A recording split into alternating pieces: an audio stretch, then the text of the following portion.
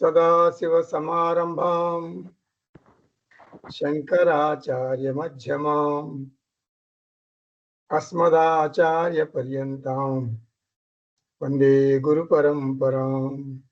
హరి ఓం. శ్రీ గురుభ్యో నమః. హరి ఓం. వేదాంత డిండిమం రెండవ పాఠం. జ్ఞానాజ్ఞాన పదార్థౌ ద్వౌ ఆత్మనో బంధముక్తిదౌ జ్ఞానం ముక్తిర్ నిబంధోన్యత్ ఇది వేదాంత డిండిమః. ఒక ప్రయోగం అంటే ఒక ఉదాహరణ చూద్దాం.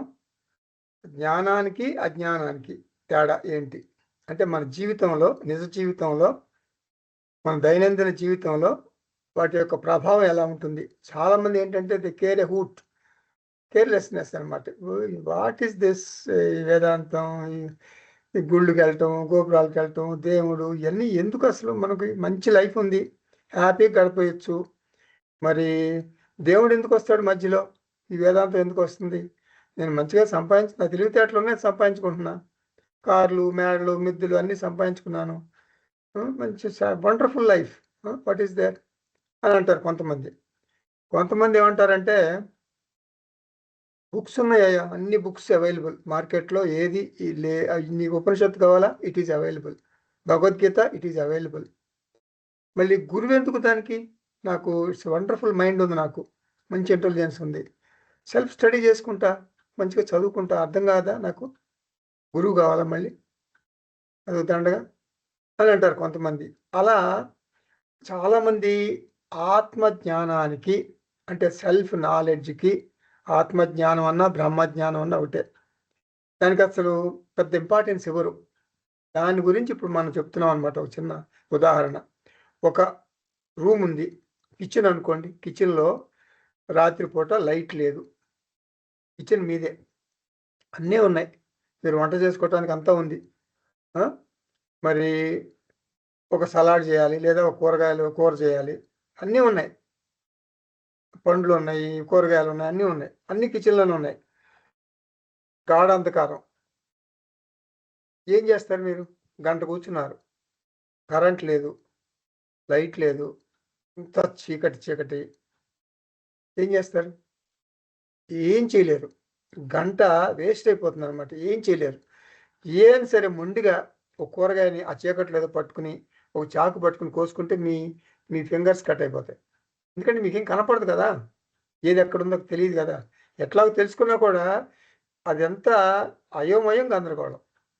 జ్ఞాని జీవితానికి అజ్ఞాని జీవితానికి ఇదే తేడా. మానవ జీవితానికి జ్ఞానం అంటే ఆత్మజ్ఞానం అనే లైట్ లేకపోతే వెలుగు లేదు, జీవితానికి విలువ లేదు. అజ్ఞానం అనే చీకటి ఉంటే మానవ జీవితం వ్యర్థం. ఈ జ్ఞానం అజ్ఞానంలో అంటే అసలు జ్ఞానం అన్నా అజ్ఞానం అన్నా మీరు తీసుకోవాల్సింది ఆత్మజ్ఞానం, ఆత్మజ్ఞానం.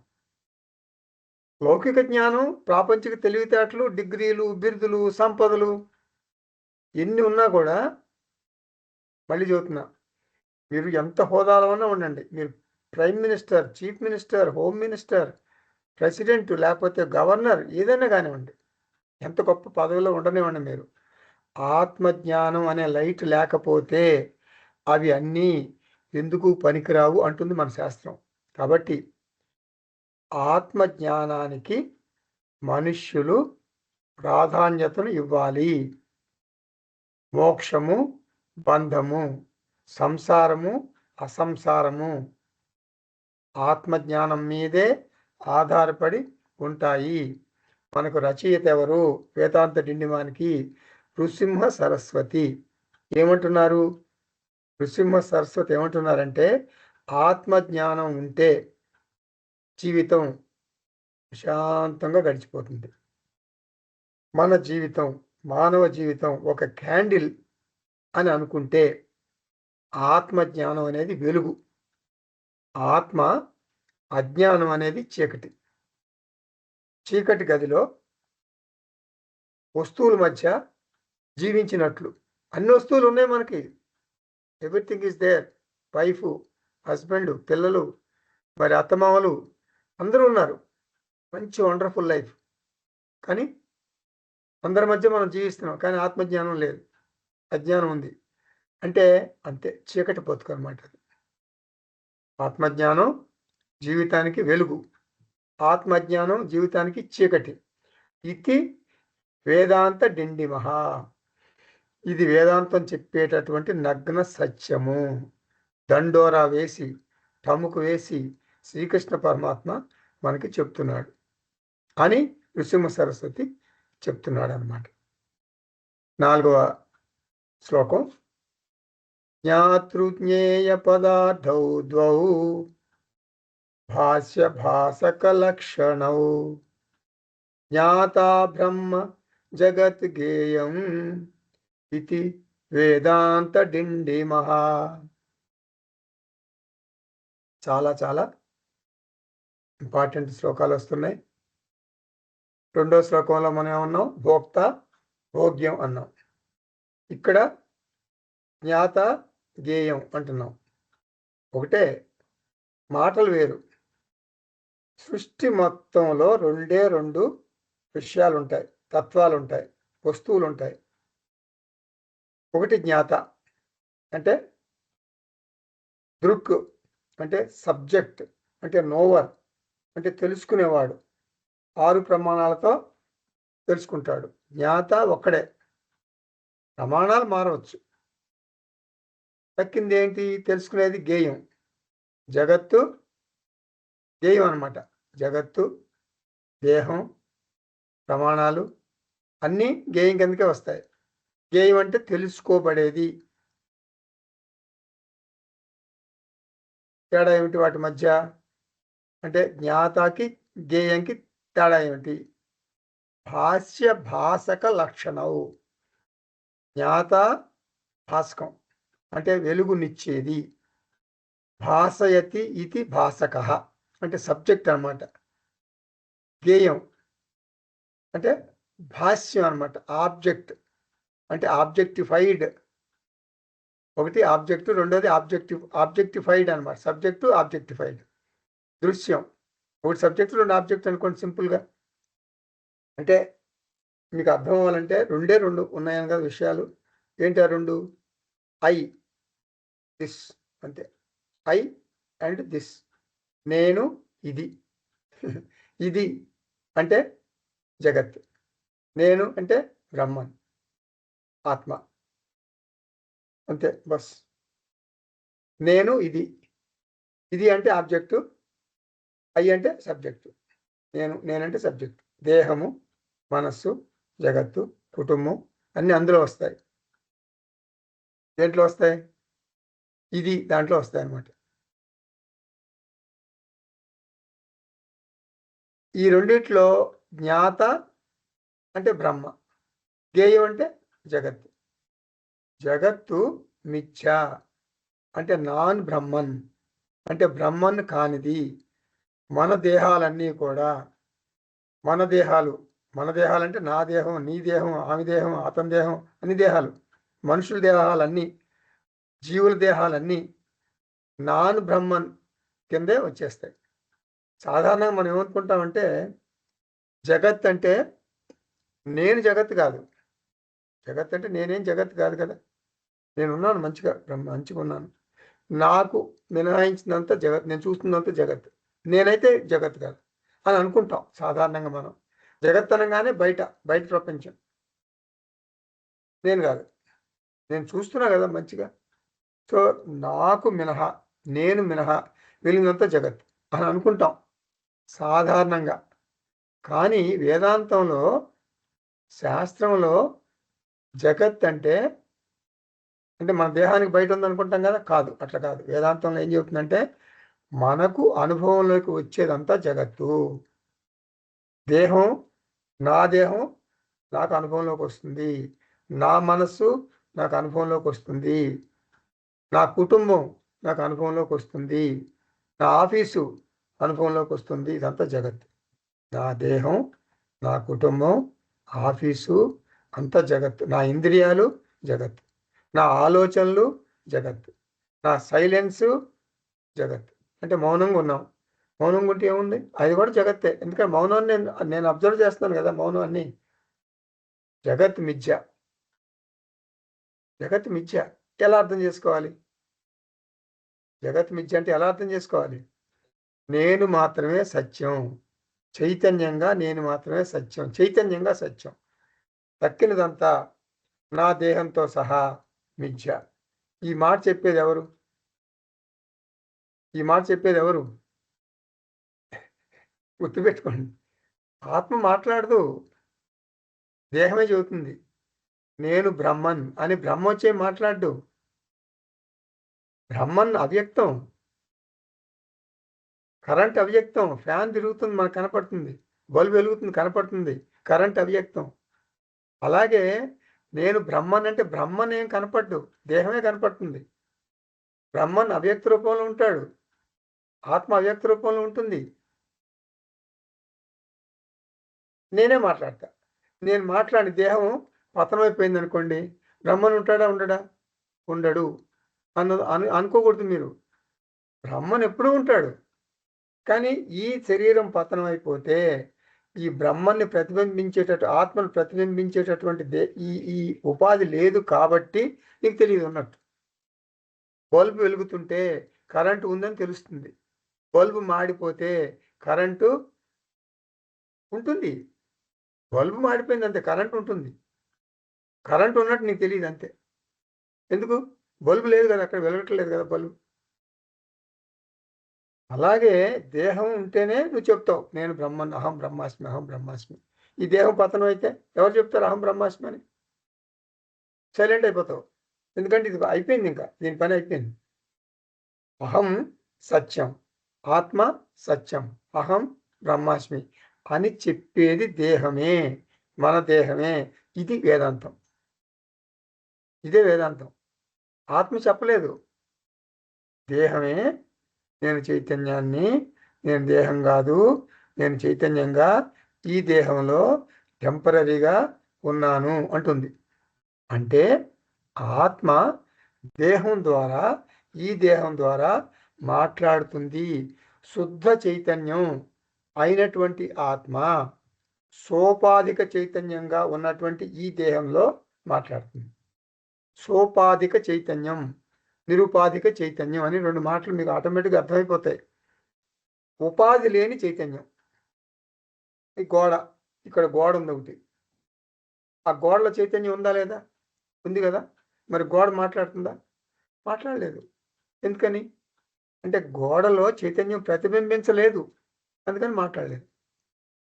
ఈ శరీరంలో చైతన్యం ప్రతిబింబిస్తుంది మనసు ద్వారా, కాబట్టి మాట్లాడగలదు. ఈ ఉపాధిలో ఉండే చైతన్యాన్ని ఏమంటారు? ఉపాధిక చైతన్యం. సహ ఉపాధిక చైతన్యం. అంటే సహ అంటే చైతన్యం ఈ ఉపాధిలో ఉంది.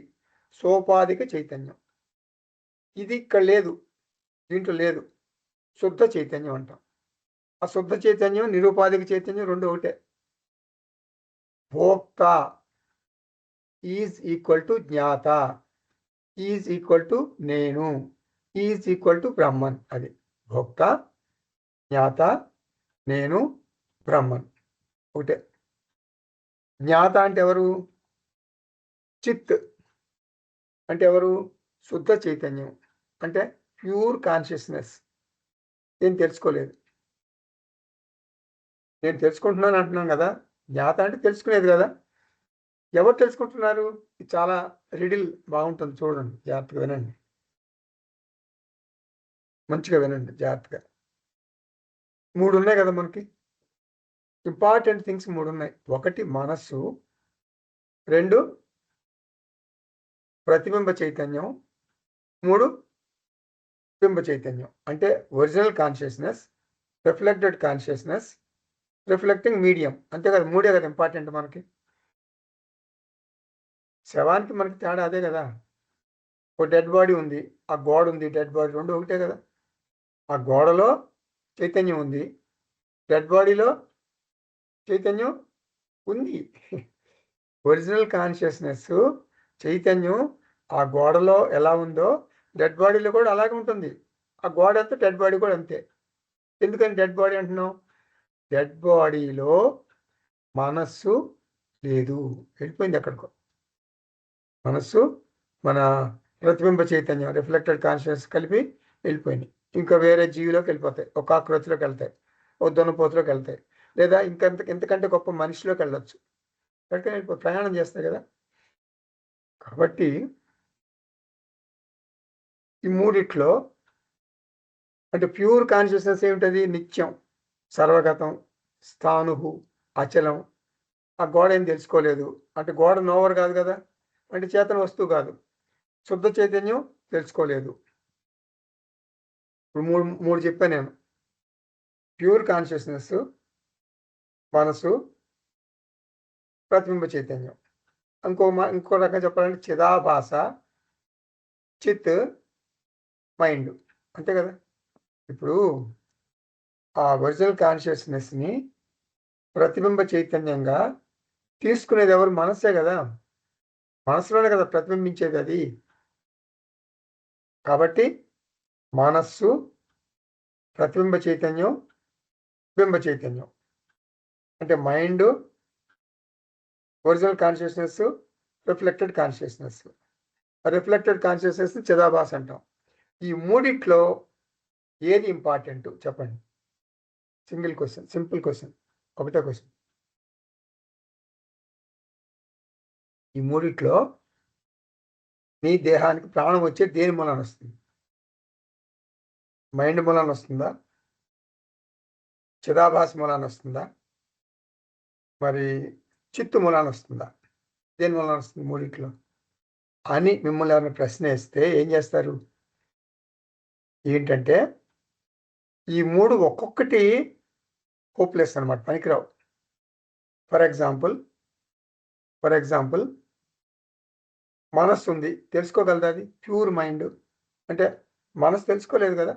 ఎందుకు తెలుసుకోలేదు? మనస్సు కాన్షియస్నెస్ లేకపోతే ఎలా తెలుసుకుంటుంది? మనసు జడం కదా. ఓకే, మైండ్ ఒక్కటే తెలుసుకోలేదు mind. It is nonsense. అది ఎనర్ట్ కదా. Mind is inert, body is inert. గోడ అంతా ఇది అంతే. ఇట్ ఈస్ ఆ గోడ నాన్ లివింగ్, ఇది కూడా నాన్ లివింగ్. ఇది చేయడం, అది చేయడం. అలాగే రెండు చిదాభాస అంటే రిఫ్లెక్టెడ్ కాన్షియస్నెస్, అది తెలుసుకోగలదా? దానికి అసలు ఉనికే లేదు కదా. అది ఉనికి లేదు కదా. ఉనికి లేకపోవడం అంటే ఒరిజినల్ కాన్షియస్నెస్ ఉంటేనే కదా ఆర్సీ ఉండేది. అంటే రిఫ్లెక్టెడ్ కాన్షియస్నెస్, ఒరిజినల్ కాన్షియస్నెస్ ఉండాలి, రిఫ్లెక్టింగ్ మీడియం ఉండాలి. ఆ రెండు ఉంటేనే కదా ఆర్సీ యాజ్ ఇట్ ఈస్గా ఎగ్జిస్ట్ అవ్వదు. అది చిదాభాస ఒకటే ఎగ్జిస్ట్ అవ్వలేదు అది కదా. కాబట్టి అదేం తెలుసుకోలేదు. ఇంకా పోతే చిదాభాస లేదు, మైండ్ లేదు. ఇంకా పోతే ఓసి అంటే ఒరిజినల్ కాన్షియస్నెస్ తెలుసుకుంటుంది కదా. తెలుసుకుంటుందా లేదా? తెలుసుకోలేదు కదా. ఒరిజినల్ కాన్షియస్నెస్ అకర్త అభోక్త, అది ఎట్లా తెలుసుకుంటుంది? సర్వవ్యాపి, ఎలా తెలుసుకుంటుంది? కాబట్టి ఈ మూడింట్లో ఏ ఒక్కటి కూడా జ్ఞాత కాదు, తెలుసుకోలేవు. అయితే ఇప్పుడు మళ్ళీ ఇంకోటి చెప్తున్నా, పర్మిటేషన్స్ అండ్ కాంబినేషన్స్. రెండు కలుపుతాం, రెండు కలిసి తెలుసుకోగలవా? ఈ మూడు గల మైండ్, ఆర్సి, ఓసి, ఈ మూడిట్లో రెండు కలిపితే తెలుసుకోగలవా? మైండ్, చిదాభాస రెండు కలిపామనుకోండి, తెలుసుకోలేవు. ఎందుకని తెలుసుకోలేవు? మైండ్, చిదాభాస నాన్ సెన్స్ కదా. చిదాభాస అంటే ఏమిటి? Reflected consciousness. రిఫ్లెక్టెడ్ కాన్షియస్నెస్ ఉండాలంటే ఒరిజినల్ కాన్షియస్నెస్ ఉండాలి కదా. లేదు కదా. కాబట్టి మైండ్, చిదాభాస తెలుసుకోలేవు. ఓసి లేనిదే చిదాభాస ఉండదు కదా. కాబట్టి ఆ జంట వేస్ట్. తర్వాత ఆర్సి, ఓసి తెలుసుకోగలవా? అంటే రిఫ్లెక్టెడ్ కాన్షియస్నెస్, ఒరిజినల్ కాన్షియస్నెస్ అంటే చిత్తు, చిదాభాస, ఈ రెండు కలిపి తెలుసుకోగలవా? తెలుసుకోలేవు. ఎందుకంటే ఆర్సి అంటే చిదాభాస, రిఫ్లెక్టెడ్ కాన్షియస్నెస్ కావాలంటే మైండ్ ఉండాలి. మీడియం లేనిదే, అద్దం లేనిదే ముఖం ఎట్లా చూసుకుంటావు? అలాగే రిఫ్లెక్షన్ కావాలంటే అద్దం ఉండాలి కదా, అంటే మైండ్ ఉండాలి కదా. ఆ రెండు తెలుసుకోలేవు. సో కాబట్టి మూడిట్లో ఏ ఒక్కటి తెలుసుకోలేదు. రెండు కలిపినా తెలుసుకోలేవు. కాబట్టి తెలుసుకునేది ఎవరు, జ్ఞాత ఎవరు? మూడింటి మిశ్రమం తెలుసుకుంటుంది. మూడు ఇంపార్టెంట్. మూడిట్లో ఏ ఒక్కటి లేకపోయినా కూడా తెలుసుకునేదంటూ ఉండదు. మూడు కావాల్సిందే. అది కంక్లూషన్. ఏ మూడు? మైండ్, చిదాభాస, చిత్. మనం రఫ్గా మాట్లాడతాం, మైండ్ తెలుసుకుంటుందండి అంటాం. కానీ నిజానికి ఈ మూడింటిలో ఏ ఒక్కటి లేకపోయినా తెలుసుకునేది ఉండదు. రఫ్గా కొన్ని సందర్భాల్లో మనం ఓసీని, ఆర్సీని అంటే ఒరిజినల్ కాన్షియస్నెస్ని, రిఫ్లెక్టెడ్ కాన్షియస్నెస్ని మైండ్ అని అంటాం. కానీ మూడు ఉండాల్సిందే. ఆ సందర్భాన్ని బట్టి మనం అర్థం చేసుకోవాలి. ఇతను ఒక సంసారి భోక్త అన్నాడు అనుకోండి, మనం ఏమైనా అర్థం చేసుకుంటాం? సంసారి భోక్త అంటే ప్రయాణం చేస్తాడు, అంటే పునరపి జననం పునరపి మరణం, ఒక శరీరం నుండి మరొక శరీరానికి ప్రయాణం చేస్తాడు అని అర్థం తీసుకుంటాం. ఈ సందర్భంగా ఏం తీసుకోవాలి మనం? ఓసీకి చలనం లేదు కదా, ఒరిజినల్ కాన్షియస్నెస్కి.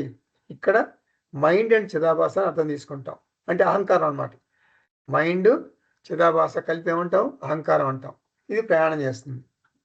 సో ఇక్కడ సంసారి భోక్త అంటే మనం ఏమర్థం చేసుకోవాలి? అహంకారం అని అర్థం చేసుకోవాలి. ఇక్కడ భోక్త అంటే అహంకారం. అలా కాకుండా శ్రీకృష్ణ పరమాత్మ 13వ అధ్యాయంలో ఉపద్రష్ట అనుమంతాచ భక్త భోక్త మహేశ్వర పరమాత్మ ఇతి చ అపి ఉక్తః దేహే అస్మిన్ పురుషః పరః అంటాడు. అంటే అక్కడ ఈ శ్లోకంలో మనం సాక్షి అర్థం చేసుకోవాలి, అంటే ఒరిజినల్ కాన్షియస్నెస్ అని అర్థం చేసుకోవాలి. ఇక్కడ ఈ శ్లోకానికి అర్థం ఏంటంటే ఈ దేహం అందు ఆత్మ, ఈ దేహంలో ఆత్మ ఉంది, అది వాస్తవానికి పరమాత్మయే, అతడు సాక్షి, కాబట్టి ఉపద్రష్ట అంటాం. అట్లా అర్థం చేసుకోవాలి. సో సందర్భాన్ని బట్టి మనం ఓసీనా మరి అహంకారమా అని అర్థం చేసుకోవాలన్నమాట. తర్వాత సచ్చిదానంద ఘన స్వరూపుడు అవటం మూలాన పరమాత్మ అని పిలుస్తారు. కాబట్టి అక్కడ ఆ శ్లోకంలో ఓసి వైపు అంటే చిత్తు వైపు దృష్టి పెట్టమని శ్రీకృష్ణుడు మనల్ని హెచ్చరిస్తున్నాడు. చిత్తు భోక్త లేకపోతే అహంకార భోక్త. భోక్త అంటే చిత్తు లేక సాక్షి అని అర్థం వస్తుంది. భోక్త అంటే అహంకారం అని కూడా అర్థం వస్తుంది. రెండిట్లో మనం కొంచెం మనసు అదే మన బుద్ధి ఉపయోగించి అర్థం చేసుకోవాలి. అహంకారం వాచ్యార్థం, సాక్షి లక్ష్యార్థం. ఇంత చెప్పాను కదా నేను ఇప్పుడు, ఇంతవరకు ఇంత మంచిగా చెప్పాను కదా, మీకు ఇంతసేపు చెప్పాను కదా. మన ఆదిశంకరాచార్య చాలా క్యాజువల్గా వాడేస్తారు వీటిని, చాలా క్యాజువల్గా శాస్త్రంలో, అంటే తన భాష్యంలో ఏమంటారంటే సింపుల్గా ఆదిశంకరాచార్య సవికార భోక్త అంటారు, నిర్వికార భోక్త అంటారు. మనకు అర్థమైపోతుంది కదా ఈజీగా. సవికార భోక్త అంటే అహంకారం, నిర్వికార భోక్త అంటే చిత్ సాక్షి, అంటే ఒరిజినల్ కాన్షియస్నెస్ అని అర్థం. అలాగే జ్ఞాత అంటే చెప్పాను కదా ఇప్పుడు, జ్ఞాత అంటే OC plus RC plus mind. సవికార జ్ఞాత అన్న అంతే మూడే. నిర్వికార జ్ఞాత అన్న కూడా మూడే. నిర్వికార జ్ఞాత అంటే నిరుపాధిక చైతన్యం. సవికార జ్ఞాత అంటే ఏంటి? అహంకారం అంటాం. నిర్వికార జ్ఞాత అంటే సాక్షి. ఇప్పుడు రెండవ శ్లోకంలోనేమో భోక్త అంటే బ్రహ్మ. ఇక్కడ ఈ శ్లోకంలో 4వ శ్లోకంలో నిర్వికార భోక్త అంటే సాక్షి బ్రహ్మ. అది అక్కడ బ్రహ్మ, ఇక్కడ కూడా బ్రహ్మ, సాక్షి బ్రహ్మ. ఇప్పుడు 4వ శ్లోకంలో ఏం చేసాం మనం? నిర్వికార జ్ఞాత సాక్షి అహం బ్రహ్మాస్మి అని అర్థం చేసుకోవాలి. ఇప్పుడు 5వ శ్లోకానికి వెళ్దాం. సుఖ దుఃఖ పదార్థౌ ద్వౌ ప్రియ విప్రియకారకౌ సుఖం బ్రహ్మ జగద్దుఃఖం ఇది వేదాంత డిండిమః. చాలా ఇంపార్టెంట్ శ్లోకం. అన్నీ ఇంపార్టెంటే, ఇది చాలా చాలా చాలా చాలా ఇంపార్టెంట్. రెండే రెండు రెండే రెండు, సుఖం దుఃఖం అంతే. ఈ ప్రపంచంలో ఏమున్నాయో చెప్పు. ఎక్కువసేపు మాట్లాడొద్దు నువ్వు. రెండే రెండు మాటలు చెప్పంటే ఏమంటారు? ఏముంది బాబు ప్రపంచంలో సుఖం దుఃఖం రెండు ఉన్నాయి బాబు అంటారు. సుఖము నీకు ఎలా వస్తుంది అని అడిగితే ఆత్మ ద్వారా వస్తుంది. శాంతి, భద్రత, ఆనందం నా నుంచే వస్తున్నాయి అంటాం కదా మనం వేదాంత రత్నాల్లో. నేను సర్వవ్యాపక చైతన్యాన్ని. అదే కదా శ్లోకం ఇది. సుఖ దుఃఖాలు ఆత్మ నుంచి వస్తున్నాయి. సుఖం బ్రహ్మ, జగత్తు దుఃఖం, అంతే. ఇది వేదాంత డిండిమహ. అదేంటి సార్ దుఃఖం ఎట్లా వస్తుందండి? జగత్తు శుభ్రంగా దుఃఖం, ఆత్మ సుఖం అని తేల్చి పారేస్తాం కదా మనం అంటే శ్లోకం ద్వారా. సుఖ దుఃఖాలు రెండు ఉన్నాయి. నీకు సుఖం కావాలంటే ఆత్మలోకి వెళ్ళిపో. రెండు ఛానల్స్ ఉన్నాయి, టీవీ ఛానల్స్. సుఖం కావాలా ఆ ఛానల్ చూడు, దుఃఖం కావాలంటే ఈ ఛానల్ చూడు. అనాత్మ ఛానల్, ఆత్మ ఛానల్. నేనే ఛానల్ చూస్తున్నాను నీకు ఎట్లా తెలుస్తుంది సార్? ఎట్లా తెలుస్తుంది అంటే నీ మొహం చూస్తే తెలుస్తుంది. నీ మొహం ఆముదం దాగిన మొహంలాగా, చిడ్డు మొహంలాగా ఎప్పుడు ఏడుస్తూ నలుగురిని ఏడిపిస్తూ ఉంటావు. అది దుఃఖం అన్నమాట. దుఃఖం ఎప్పుడు జగత్తుతో మమేకమై ఉండేవాడు దుఃఖపడుతుంటాడు, ఎప్పుడు దుఃఖపడుతుంటాడు. సమస్యల వలయం జీవితం, సమస్యలు. కూర్చోండి సార్ అని కూర్చోబెడతాడు, ఒక కాఫీ ఇస్తాడు. ఇంకా నీకు మొత్తం ఆ సమస్యలు 20-30 చెప్తాడు. నువ్వు కాఫీ తాగుతావు సైలెంట్గా. మళ్ళీ తర్వాత వాడు ఆపగానే నువ్వు మొదలెడతావు. నీకు 20-30 సమస్యలు నువ్వు చెప్తావు. ఈ లోపల ఇంకో మూడో వ్యక్తి వస్తారు, వాళ్ళకి మళ్ళీ ఇడ్లీలు దోశలు ఏదో పెడతారు, మళ్ళీ వాళ్ళ సమస్యలు చెప్పుకుంటారు. ఇది అంతే, ఇంతే. This is our life. జగత్తు దుఃఖము అంటే ఆత్మస్థితిలోకి వెళ్తే అంతా సుఖం సుఖం సుఖం. ఇది చాలామంది, ఇప్పుడు మీరు కూడా చాలామంది ఒప్పుకోరు. ఎట్లా అంటే నాకు సుఖం దొరుకుతుంది కదా, ఇప్పుడు నేను చక్కగా మరి రసమలాయి తింటాను, నాకు ఆనందం కదా. రసమలాయి నాకు ఇష్టం, జిలేబీ తింటాను, నాకు చాలా ఇష్టం జిలేబీ. అది మరి ఆనందం దొరుకుతుంది కదా. నా భార్య అంటే ఇష్టం, భార్య వల్ల నాకు సుఖం దొరుకుతుంది కదా. భర్త వల్ల సుఖం దొరుకుతుంది, పిల్లల వల్ల సుఖం దొరుకుతుంది. మీరు దుఃఖం ఒకసారి తోసిపారేస్తున్నారు. జగత్తు దుఃఖం ఎట్లా అవుతుంది సార్? ఈ శరీరం నేను ఎంజాయ్ చేస్తాను, ఐఎమ్ ఎంజాయింగ్ మై లైఫ్. ఇదే బాడీతో ఎంజాయ్ చేస్తున్నాను నేను. ఎట్లా అంటారు మీరు దుఃఖం అని? కొట్టిపారేస్తున్నారు కదా. అంటే అది లాజిక్. అక్కడ శాస్త్రం ఏం చెబుతుందంటే ఇది ముఖ్యమైన శ్లోకం అనేది. అందుకే దీని మీద మనం నిధిధ్యాసనం కూడా చేయొచ్చు. సృష్టిలో సుఖం దుఃఖం రెండు ఉన్నాయి బాబు.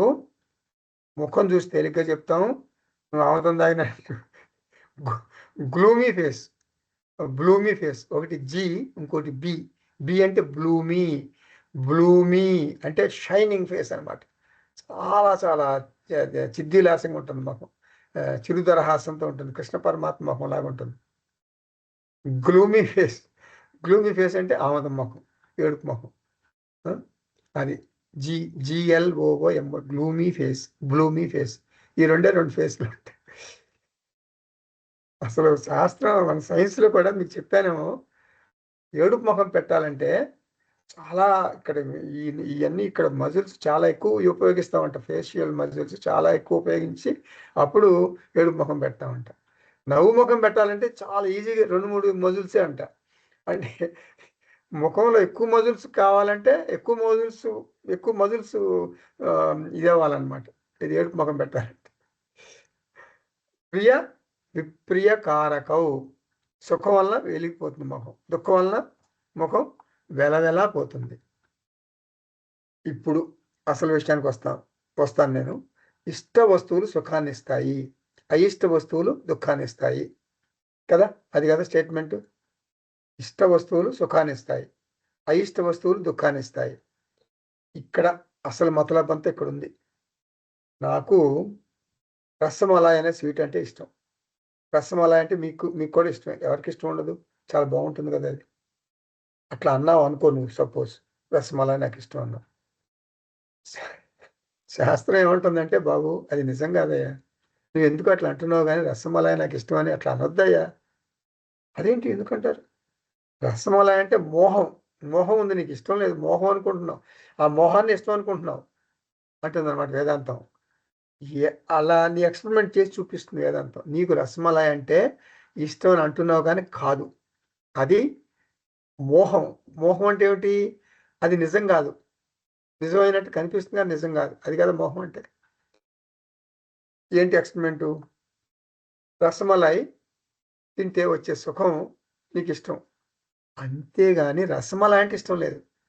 అది తింటే వచ్చే సుఖం ఇష్టం అని అనుకుంటున్నావు. నువ్వు తింటే నాకు సుఖం వస్తుందని అనుకుంటున్నావు, కాదు. ఎలా తెలుసండి నీకు?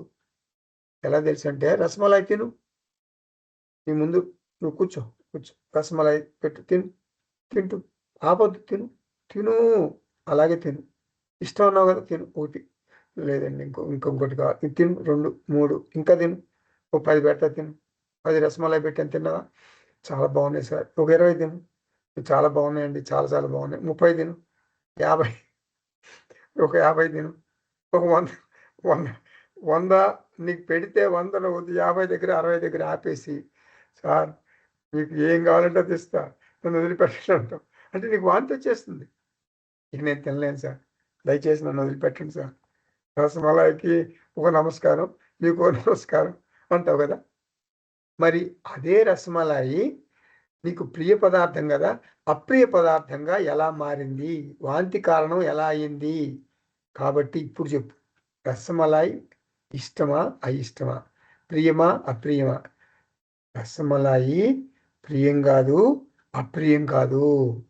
కాబట్టి సృష్టిలో ఒకే ఒక ప్రియమైన పదార్థం ఉంది, అది సుఖం. అప్రియ పదార్థం ఉంది, అది దుఃఖం, అంతే. నృసింహ సరస్వతి ఇక్కడ మనకు ఒక ఆటం బాంబ్ పేలుస్తున్నారు. నృసింహ సరస్వతి ఒక బాంబు పేలుస్తున్నారు. ఏంటది? సుఖ పదార్థం బ్రహ్మ, అంటే బ్రహ్మన్ అంటే ఆత్మ. మళ్ళీ చెబుతున్నా, సుఖ పదార్థం బ్రహ్మ, సుఖ స్వరూపం బ్రహ్మ. జగత్తు, దృశ్యం, గేయం, భోగ్యం ఇదంతా దుఃఖ పదార్థం. బ్రహ్మ సుఖ స్వరూపం, జగత్తు దుఃఖ స్వరూపం, జ్ఞాత సుఖ స్వరూపం, గేయం దుఃఖ స్వరూపం. బ్రహ్మన్న జ్ఞాతాన్న ఒకటే. ఆత్మ సుఖ స్వరూపం, అనాత్మ దుఃఖ స్వరూపం. మీరు కన్ఫ్యూజ్ అవ్వద్దు. బ్రహ్మ, ఆత్మ, జ్ఞాత అన్నీ ఒకటే. జ్ఞేయమన్నా మరి అనాత్మన్నా అదంతా ఒకటే. నా మనస్సును జగత్తులో కలిపేశాం కదా, కలిపాం కదా, కలపాలి. నా దేహం మనసు అంత కలపాలి కదా. నేను నిరంతరం అనుభవించేది నా మనసునే కదా. కాబట్టి మనసు దుఃఖ స్వరూపం కదా. నేను దుఃఖాన్ని మాత్రమే అనుభవిస్తున్నాను మనసు ద్వారా. నాకు ఆత్మ అనుభవంలోకి రాదు. నాకు చాలామంది ఆత్మానుభవం అంటారు, ఆత్మ సాక్షాత్కారం అంటారు. ఇవన్నీ ట్రాష్, నాన్ సెన్స్. అట్లాంటి మాటలు వాడకూడదు, అసలు ఉండవు. ఆత్మానుభవం అనేది ఉండదు. నేను ఆత్మ, ఇంకా ఆత్మానుభవం ఏమిటి? హయాం ఆత్మ, అహం ఆత్మ అస్మి, ఇంకా అనుభవం ఏమిటి? అది వేరే ఆబ్జెక్ట్. అనుభవిస్తే ఆత్మ ఆబ్జెక్ట్ అయిపోతుంది కదా. నేను ఆత్మను సాక్షాత్కరించుకున్నాను, నాకు ఆత్మ సాక్షాత్కారం అయింది 2025 జూన్లో అయింది, మళ్ళీ ఒకసారి సెప్టెంబర్లో అయింది, మళ్ళీ ఒకసారి డిసెంబర్ 25 క్రిస్మస్ రోజున అయింది. This is non sense. ఆత్మ సాక్షాత్కారం అవ్వదు. ఎందుకు అవ్వదు? అహం ఆత్మ అస్మి, అహం బ్రహ్మ అస్మి. నేనెట్లా? నేను ఆబ్జెక్ట్నా? ఆబ్జెక్ట్ సాక్షాత్కారం అంటే కనపడింది, నీవు అనుభవించావు, అది ఆబ్జెక్టు, నువ్వు సబ్జెక్ట్ కదా. అబ్జర్వ్డ్ తేడా లేదా? నువ్వు అబ్జర్వ్ చేస్తే అది అబ్జర్వ్డ్ కింద వచ్చేస్తుంది కదా. లేదు సార్, రాదు సార్ అంటే నాన్ సెన్స్. అది అట్లా వితండవాదం చేయకూడదు. నాకు ఆత్మ అనుభవంలోకి రాదు, ఎందుకంటే అది ఆబ్జెక్ట్ కాదు, అనుభవించేది కాదు, దృశ్యం కాదు. నాకు అనుభవంలోకి వచ్చేది అనాత్మ. ఇప్పుడు డైరెక్ట్ ఒకే మాట ఏమిటది? అనాత్మ దుఃఖ స్వరూపం. అంతే, దట్స్ ఇట్. జాగ్రత్తగా విను. అనాత్మ ఏమన్నాను? దుఃఖ స్వరూపం. నువ్వేమంటావు? మరి నాకు అప్పుడప్పుడు సుఖం ఉంటుంది కదా అని అంటావు కదా నువ్వు. దానికి శాస్త్రం ఏం చెప్తుందంటే, బాబు, సుఖ దుఃఖ మిశ్రమ అనుభవాలు నీకు ఉన్నాయి. నేను కాదంటలేదు. నీకు సుఖ దుఃఖ అనుభవాలు ఉన్నాయి. ఇది ఎలా సాధ్యం? స్వభావరీత్యా జగత్తు దుఃఖ స్వరూపం. అది అండర్స్టూడ్, అంతే కదా. స్వభావరీత్యా, అది స్వభావరీత్యా అంటే అగ్ని వేడిగా ఉండును, నీరు చల్లగా ఉండును, నీటి స్వభావము చల్లదనము, అగ్ని స్వభావం వేడి, ఇట్లా అర్థం చేసుకో. జగత్తు స్వభావం ఏమిటి? దుఃఖ స్వరూపం, అంతే, దట్స్ ఇట్. సుఖ స్వరూపం కాదా? కాదు, అంతే. జగత్తు స్వభావరీత్యా దుఃఖ స్వరూపం అయినా కూడా నీకు అప్పుడప్పుడు ఆనందం కలుగుతున్నావు కదా. ఆత్మానందాన్ని అది ప్రతిబింబ ఆనందంగా మనసు ద్వారా ఇస్తుంది. ఇది లాజిక్ అక్కడ. ఆత్మానందాన్ని, శాంతి, మరి అన్ని చెప్తున్నావు కదా, భద్రత, ఆనందం నా నుంచే వస్తున్నాయి అంటున్నావు కదా. ఈ లోపల నీలో ఉన్నటువంటి శాంతి, భద్రత, ఆనందం వ్యక్తం అవుతాయన్నమాట ఒక వస్తువు ద్వారా. ప్రతిబింబ ఆనందంగా వ్యక్తం అవుతున్నాయి. అది అసలు సీక్రెట్. ప్రతిబింబ ఆత్మానందం స్వభావ సిద్ధంగా ఉండే జగత్తు యొక్క దుఃఖ స్వరూపాన్ని అణిచివేస్తుంది కదా. ఇప్పుడు రసమలై ఒకటి తింటున్నాను, 2 తింటున్నాను, అప్పుడు నాకు చాలా ఆనందంగా ఉంది కదా. రసమలై నాకు చాలా ఇష్టం, తింటున్నాను. ఆనందం ఎక్కడి నుంచి వచ్చింది? ఆనందం రసమలాయిలో లేదు. నా లోపల ఆత్మానందం ఆ రసమలైన వస్తువు ద్వారా వ్యక్తమైంది. రసమలాయి తినటం వల్ల వచ్చే దుఃఖం ఉంది కదా, దుఃఖ స్వరూపం కదా యాక్చువల్గా. అది అవ్యక్తం రూపంలోకి వెళ్ళిపోయింది. ఆ దుఃఖం, జగత్తిచ్చే దుఃఖం అవ్యక్తంగా ఉండి వ్యక్త రూపంలో సుఖం అనిపిస్తుంది అనమాట. ఆ సుఖం అనేది ఆత్మానందం నుంచి వచ్చింది. అది నీకు సుఖం వ్యక్తం అవుతుంది, వ్యక్తం అయితే దుఃఖం అవ్యక్తంగా ఉంటుంది. నీకు దుఃఖం వ్యక్తం అయితే సుఖం అవ్యక్తంగా ఉంటుంది, అంతే. సుఖమే ఆల్వేస్. నువ్వు సుఖస్వరూపుడివి. సుఖస్వరూపుడు నువ్వు ఎప్పుడు కూడా. వస్తువు ద్వారా అప్పుడప్పుడు వ్యక్తం అవుతుంది. ఆత్మానందం ఈజ్ ఆల్వేస్ దేర్ కదా, కానీ నీకు వ్యక్తం అవ్వదు. నువ్వే సత్ చిత్ ఆనంద. అహం సచ్చిదానంద అంటాం కదా. అహం సచ్చిదానంద స్వరూప అని దీర్ఘాలు తీస్తాం కదా మనం. అహం సత్, అహం చిత్, అహం ఆనంద స్వరూప. సత్, చిత్, ఆనందం, మూడు రకాలు అనుకోకూడదు. సతే చిత్తు, చితే ఆనందం, అంతే. సత్తు, చిత్తు, ఆనందం మూడు ఒక్కటే. ఎవరు? అది నేనే. సత్, చిత్, ఆనందం. అహం ఆనంద స్వరూప. కానీ ఏడుపు మొహం, దుఃఖం వ్యక్తమైంది. అంటే ఏంటి? ఈ నీ సుఖస్వరూపం, నీ ఆనంద స్వరూపం, హం చిత్ సత్ చిత్ ఆనందం అనేది పక్కకి వెళ్ళిపోయి నీకు వచ్చేసింది. ఇది సర్ఫేస్ అయిపోయింది. ఏంటి? దుఃఖం సర్ఫేస్ అయిపోయింది, అంతే. ఎవరు మన ఇంట్లో చనిపోయారు. చనిపోతే సచ్చిదానంద స్వరూపం ఎక్కడికి పోదు. నువ్వు సచ్చిదానంద స్వరూపానివే. ఎవరో చనిపోతే చాలా చాలా మరి ఇంటెన్స్ దుఃఖం ఉంది కదా. ఆ దుఃఖం ముందుకు వచ్చి సర్ఫేస్ అయిపోయి నీ సచ్చిదానంద స్వరూపాన్ని వెనక్కి నెట్టేసింది. ఎవరు? మీ ఇంటికి ఒక స్వామీజీ వచ్చాడు. స్వామీజీ వచ్చి మంచిగా నిన్ను ఓదార్చాడు అనుకో, 2 నిమిషాలు ఓదార్చి అప్పుడు ఏమవుతుంది?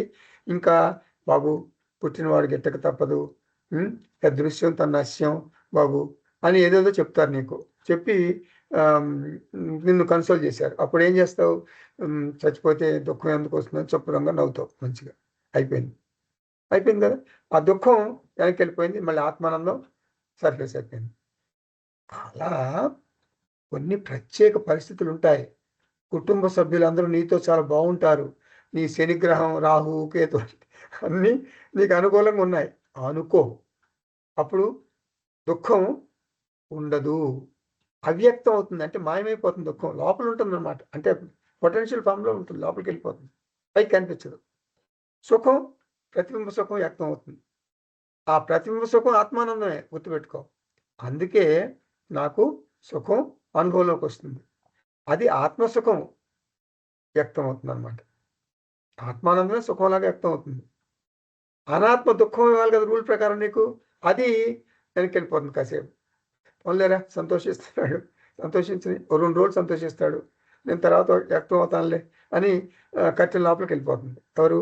దుఃఖం, అనాత్మ దుఃఖం. ఇది ఆ మనకు జగత్తు నుండి అప్పుడప్పుడు సుఖాలుగా, ఆనందాలుగా వ్యక్తం అవుతూ ఉంటాయి. అభివ్యక్త, అభివ్యక్త అంటే కనపడుతుంది, వ్యక్తం అవుతుంది. అభిభూత అంటే కనపడదు, వ్యక్తం కాదు. అట్లాగే అభివ్యక్త ఆత్మసుఖం, శాస్త్రంలో మాట, ఇది టెక్నికల్ వర్డ్స్ అనమాట. అభివ్యక్త, అభిభూత. అభివ్యక్త ఆత్మసుఖం అంటారు. అవిభూత దుఃఖం అంటే అనాత్మ దుఃఖం. నువ్వు ఆత్మసుఖం అనిపిస్తుంటే ఇది వెనక్కి వెళ్ళిపోతుంది, దుఃఖం అనిపిస్తుంటే సుఖం వెనక్కి వెళ్ళిపోతుంది. విషమ పరిస్థితులు, విపత్కర పరిస్థితులు, విషాద సంఘటనలు జరిగితే ఏమవుతుంది? అభివ్యక్త అనాత్మ దుఃఖం ప్రొజెక్ట్ అవుతుంది. అభిభూత ఆత్మసుఖం. ఇప్పుడు కొంతమంది సంతోషంగా కొన్ని విషయాలు చెప్తుంటారు, అంటే సంతోషం, అంటే చాలా చాలా సంతోషంగా ఉంటారు. అంటే ఏమైంది? ఆత్మసుఖం అక్కడ ఉంది కదా, అంత ఆనందంగా ఉన్నారు కదా. దీపావళి, కొత్త చీరలు కట్టుకున్నారు, మంచిగా మాట్లాడుకుంటున్నారు, పాయసం తింటున్నారు, హ్యాపీగా, అంతా నవ్వులు పువ్వులు, అంతా చాలా హ్యాపీగా ఉన్నారు. మనలో ఒక మనిషి, అక్కయ్య ఇంత సంతోషంగా ఉన్నాం కదా, మనం ఇంత ఆనందంగా ఉన్నాం కదా, నాన్నగారు బతుకుంటే ఎంత సంతోషించేవారో కదా అంటారు. ఒకళ్ళు మన ఫ్యామిలీలో ఒకళ్ళు అంటారనమాట, మన నాన్నగారు బతుకుంటే అక్కయ్య ఎంత సంతోషించేవారో కదా అంటారు. అంతే, బొట్ట కన్నీళ్ళు గడిచేస్తారు ముగ్గురు. ఆ ఆనందం ఏమైపోయింది? ఆత్మసుఖం ఏమైపోయింది? వెనక్కి వెళ్ళిపోయింది. ఇప్పుడు ఏమొచ్చింది? సర్ఫేస్లోకి దుఃఖం వచ్చింది. అంతే. అభివ్యక్త, ఇందాక అభివ్యక్తంగా ఆత్మసుఖం ఉంది, ఇప్పుడు అభివ్యక్త అనాత్మ దుఃఖం వచ్చేసింది. అభిభూత ఆత్మసుఖం వెళ్ళిపోయిందన్నమాట. అది ఆత్మసుఖం అభిభూత అంటే వెనక్కి వెళ్ళిపోయింది, అవ్యక్తంలోకి వెళ్ళిపోయింది. సరే, అభిభూత అభివ్యక్త మర్చిపోండి ఆ మాటలు, మీకు మింగుడు పడకపోతే. వ్యక్తం అవ్యక్తం అంతే. ఆత్మ వ్యక్తం అవ్యక్తం అట్లా అనకూడదు. అనాత్మే అవ్యక్తం. ఆత్మ అనేది ఎప్పుడు ఉంటుంది, సర్వవ్యాపి. ఆత్మానందము, బ్రహ్మానందము, ఆత్మసుఖము 24/7 ఉంటుంది, అందులో అనుమానం లేదు. ఈ అనాత్మ ద్వారా వచ్చేటటువంటి సుఖం గనక, ఆనందం గనక వస్తే అది నీ ఆత్మ సుఖమే, ఆత్మానందమే ప్రతిబింబిస్తుంది అక్కడ. అనాత్మ దుఃఖం డామినేట్ చేసేస్తే ఆత్మానందం వెనక్కి వెళ్ళిపోతుంది. ఇది జీవితం. ఆత్మ అనాత్మలు పునర్వ్యవస్థీకరణ చెందటం ద్వారా, మనస్సులోని భావాలు మార్పు చెందటం ద్వారా, ఒక్కసారి ఆత్మవ్యక్తం మరొకసారి అనాత్మవ్యక్తం ద్వారా మనకు సుఖ దుఃఖాలు కలుగుతున్నాయి. ఆత్మకు చలనం ఉండదు, అది అచలం. అనాత్మ నిరంతరం మార్పు చెందుతూ ఉంటుంది. ఇలా అనాత్మ రీఅరేంజ్మెంట్ జరిగినప్పుడు, పునర్వ్యవస్థీకరణ జరిగినప్పుడు సుఖము కానీ దుఃఖము కానీ వ్యక్తం అవుతాయి. టెక్నికల్గా అభిభూతం అంటాము. భగవంతుడు భక్తుని శోకం విన్నాడు అనుకోండి, ఏం జరుగుతుంది? ఒక భక్తుడు సంతోషంగా గంతులేస్తాడు, అప్పుడు భగవంతుడు చాలా ప్రశంసిస్తాడు, బాగుందిరా, వెరీ గుడ్, అలాగే ఉంటారా బాబు అంటాడు. ఇంకో భక్తుడు ఏడుస్తుంటాడు, శోక సముద్రంలో భగవంతుడిని శరణు పెడతాడు. భగవంతుడు ఏం చేస్తాడు? శోకిస్తాడు కదా. మన మానసిక పరిస్థితులను బట్టే కదా భగవంతుడు ఉంటాడు. అంతవరకు ఎందుకు? మన స్వామీజీ ఉన్నారు, పరమార్థానంద స్వామీజీ. మన ఇస్తారు కదా, ఇంటర్వ్యూస్ ఇస్తారు కదా. ఒక శిష్యుడు వెళ్తాడు, వెళ్ళి శుభలాకిస్తాడు, చాలా చాలా హ్యాపీగా స్వామీజీని అవుతాడు, వాళ్ళని అవుతాడు, మంచిగా శుభం భూయాత్ అంటాడు, మంచిగా జరుగుతుంది. ఆ శిష్యుడు వెళ్ళిపోగానే ఇంకొక ఇంటర్వ్యూ ఉంటుంది, ఇంకో శిష్యుడు వస్తాడు, ఓ స్వామీజీ అని ఏడుస్తాడు. ఎందుకంటే చావు కబురు, మా ఇంట్లో మీరు ఆశీర్వదించారు, అయినా సరే 40 ఏళ్ళకేమో చనిపోయారు మా ఇంట్లో, అట్లా ఇట్లా అని బాగా బాధపడతాడు, శోకిస్తాడు. స్వామీజీ నుంచి ఊరట కోరుకుంటాడు. సుఖమాత్ర స్పర్శాస్తు కౌంతేయ శీతోష్ణ సుఖ దుఃఖదాహ ఆగమాపాయిన అనిత్యాహ. అన్ని అనుభవాలు స్వీకరించు, కానీ ఆత్మ లక్షణాలు మరువకు. అన్ని అనుభవాలు స్వీకరించు, కానీ ఆత్మ లక్షణాలు మరువకూడదు. ఆత్మ నిత్య ఆనంద స్వరూప, అనాత్మ నిత్య దుఃఖ స్వరూప. వ్యక్తం అవ్యక్తం మారుతూ ఉంటాయి. ఈ రెండింట్లో ఏది సత్యం, ఏది మిథ్య? దుఃఖం అనాత్మ, ఇది మిథ్య. ఆత్మానందం వ్యక్తం అవ్వచ్చు, ఆత్మానందం వ్యక్తం కాకపోవచ్చు. ఆత్మానందం మాత్రమే సత్యం. ఆనందో బ్రహ్మేతి వ్యజానాత్. వ్యోమై భూమా తత్ సుఖం న అల్పే సుఖం అస్తి. అల్పం దుఃఖం భూమా సుఖం. కాబట్టి సుఖం బ్రహ్మ, జగత్ దుఃఖం. నేనెవరిని? జగత్తునా బ్రహ్మనా? నేను బ్రహ్మన్. అహం బ్రహ్మ అస్మి. 6వ శ్లోకం చూద్దాం. సమష్టి వ్యష్టి రూపౌ ద్వౌ పదార్థౌ సర్వసమ్మతౌ సమష్టిర్ ఈశ్వరో వ్యష్టిః జీవో వేదాంత డిండిమః. ఇంతవరకు మనం జ్ఞాత గేయం, సుఖం దుఃఖం, ఆత్మ అనాత్మ, భోక్త భోగ్యం, ఇవన్నీ కూడా అంటే ద్వంద్వాలు కదా. ఒకటి సత్యం, ఒకటి మిథ్య, అట్లా చూసాం ఇంతవరకు. అంటే ఒకటి పారమార్థికం, ఒకటి వ్యావహారికం. ఇప్పుడు ఈ శ్లోకంలో వ్యావహారిక చట్టం తీసుకున్నాడు మన నృసింహ సరస్వతి గారు రచయిత.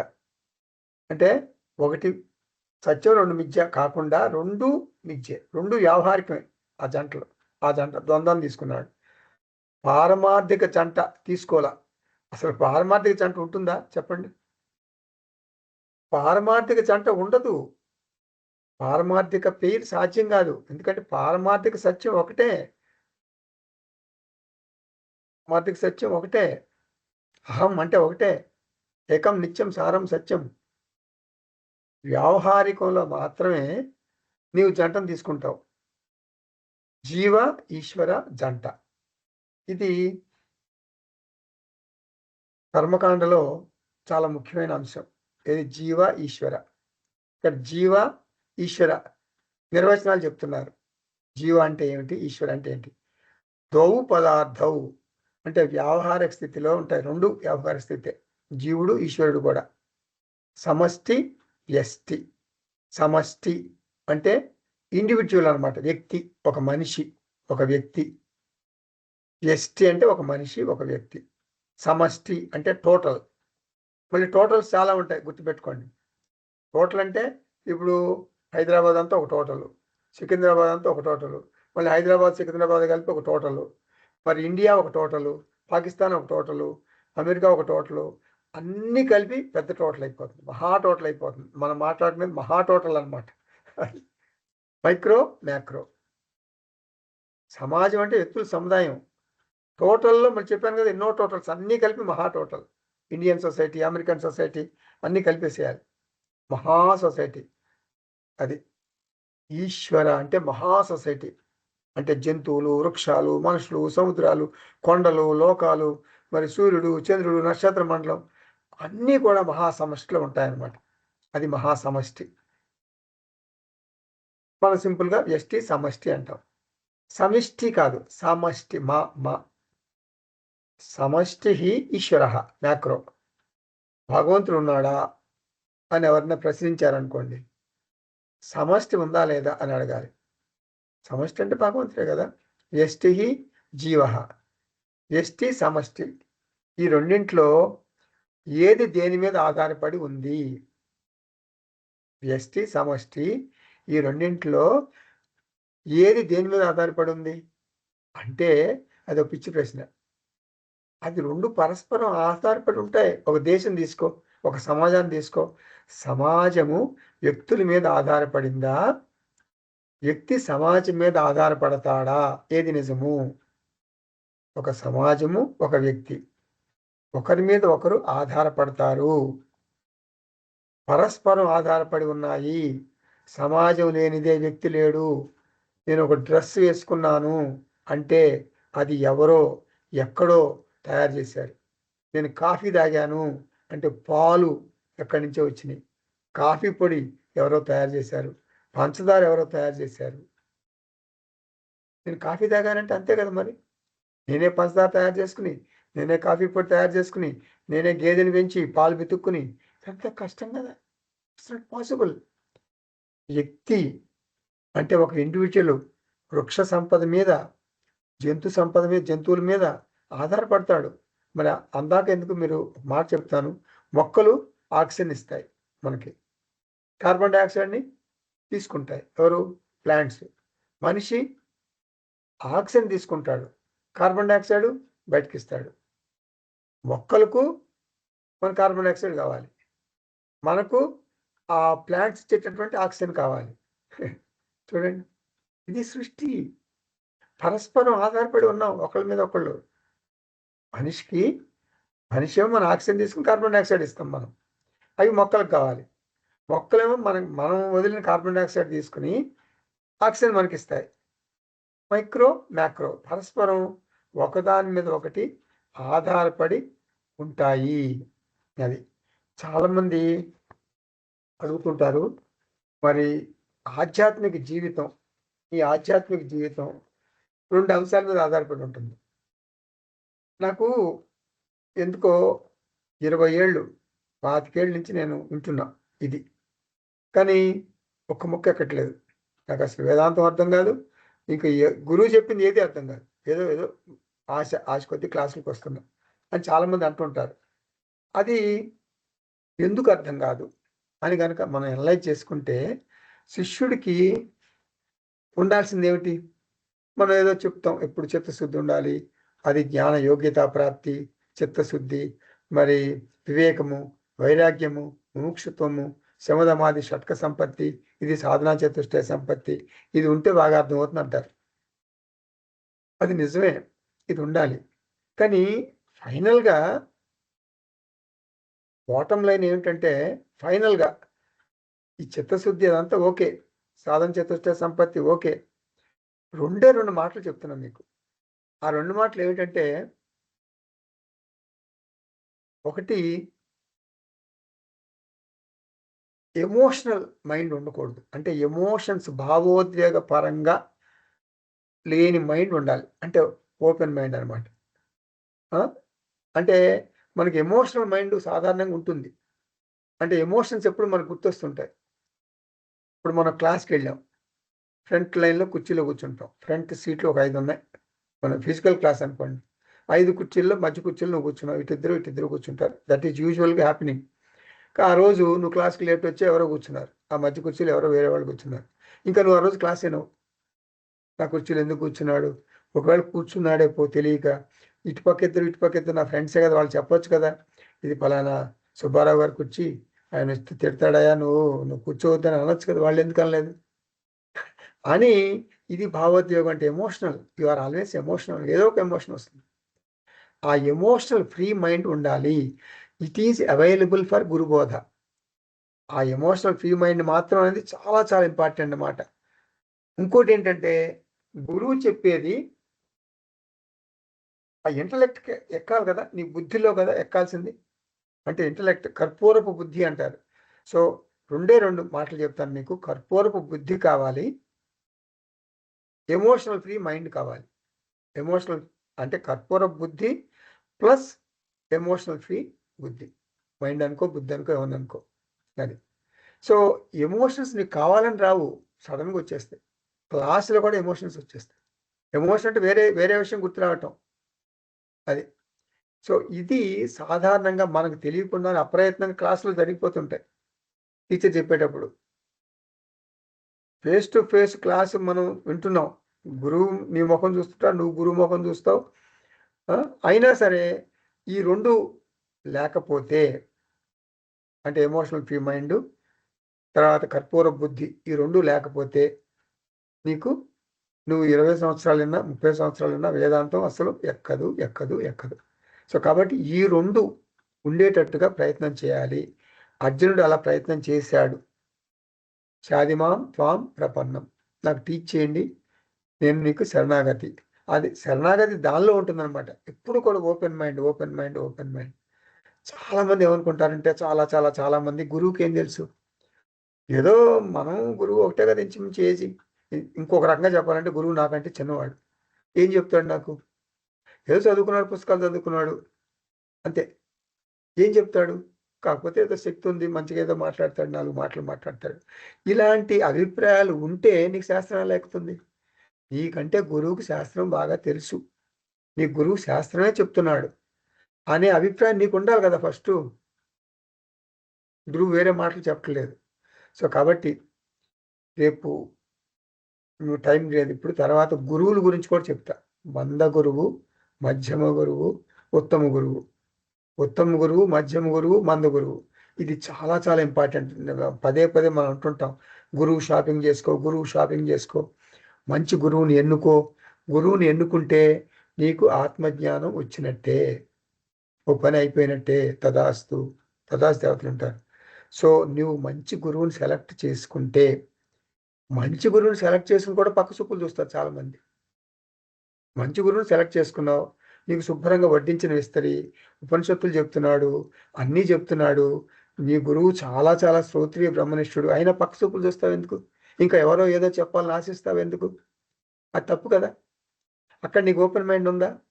నువ్వు నిజమైన శిష్యుడివేనా? అలా డివియేట్ అవ్వకూడదు. మనిషి డివియేట్ అయితే నీకు వచ్చిన శాస్త్రం అంతా పోతుంది. సో కాబట్టి గురువు, మన శాస్త్రంలో ఏం చెప్పారు? డైలాగ్ డెలివరీ కదా. అంటే గురు శిష్య సంవాదం అన్నారా? ఇంకా అనలేదా? గురు శిష్య సంవాదం అంటే ఏమిటి? చనిపోయిన గురువు నీకు సంవాదం, ఇది ఇద్దరు డైలాగ్ డెలివరీ ఉంటుందా? అర్జునుడు కృష్ణుడు ఒకళ్ళు చనిపోతే ఒకళ్ళు బతికితే ఏమన్నా ఉంటుందా వాళ్ళ మధ్య డైలాగ్ డెలివరీ? గురువు చెప్తుంటే, గురువు బోధిస్తుంటే శిష్యుడు వింటాడు, అంటే ఇద్దరు బతికుండాలి కదా. సో అది చాలా ఇంపార్టెంట్. కొంతమంది మా గురువు చనిపోయాడండి ఎట్లాగండి అంటే, నీ గురువు చనిపోతే ఇప్పుడు ఉన్నాడు కదా గురు శిష్య సంవాదం ద్వారా తెలుసుకుంటున్నావు కదా, ఆత్మజ్ఞానం పొందుతున్నావు కదా. చనిపోయిన గురువుకి రెస్పెక్ట్ ఇచ్చుకో, నమస్కారాలు పెట్టుకో. సో ఆత్మజ్ఞానం ఎప్పుడు కూడా లైవ్ గురువు ద్వారానే వస్తుంది, గురు శిష్య సంవాదం ద్వారానే వస్తుంది. ఈ మాత్రం తెలియకపోతే ఎట్లా? సో కాబట్టి ఈ చిన్న విషయాలు తెలుసుకుంటేనే నీకు ఆత్మజ్ఞానం వస్తుంది. ఆత్మజ్ఞానం రావాలంటే గురు శిష్య సంవాదం జరగాలి. స్వస్తి. ఓం పూర్ణమద పూర్ణమిదం పూర్ణాత్ పూర్ణముదచ్యతే పూర్ణస్య పూర్ణమాదాయ పూర్ణమేవావశిష్యతే. ఓం శాంతి శాంతి శాంతి. హరి ఓం. శ్రీ గురుభ్యో నమః. హరి ఓం.